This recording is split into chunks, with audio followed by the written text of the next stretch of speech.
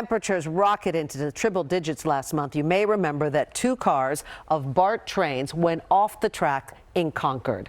Investigative reporter Jaxon Van Derbeken explains that in the past, BART had slowed trains to prevent exactly something like this happening. But now they say they actually didn't have a policy in place when the heat wave hit in June, and this happened.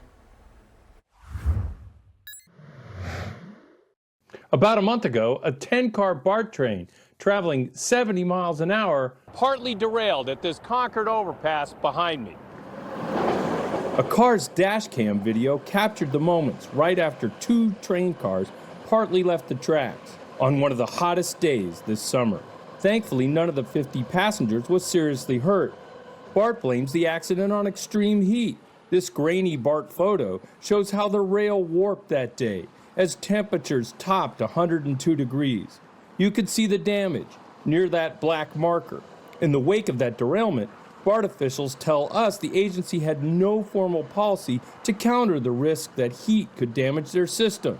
That's surprising considering BART significantly slowed trains for safety during a similar heat wave in 2017. This is something that every rail operator should have a set policy that goes into place under these conditions. They know what the danger condition is. We dodged a bullet. We talked to Paul Chanowski, a University of Colorado professor and expert on the effects of heat and climate change on rail systems, about what happened in Concord. To have so few injuries is almost unheard of. So it was a truly fortunate that there weren't more people injured and killed in the event. He says normally moderate climate zones like the Bay Area can be particularly vulnerable to steel warping when temps spike, because the tracks are accustomed to lower temperatures. That may be why, during a Labor Day heat wave in 2017, BART announced it was slowing trains, issuing a statement at the time saying, possible though unlikely, that there could be some rail movement, and train speeds are being reduced in targeted parts of the system as a precautionary measure to give train operators more time to react to any observed abnormal rail conditions. We asked why the agency didn't take the same steps last month.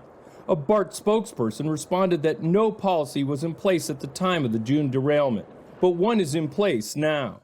That is surprising. Although there's no federal standard, Chanowski says cutting train speeds is common practice during heat surges worldwide, because it's the only sure way to limit the damage that higher speed trains can cause to overheated steel. He also says that in a changing climate, the problem is here to stay. This is just going to keep getting worse. BART officials say the newly adopted policy will require train speed to be cut in half in future when temperatures rise above 100 degrees.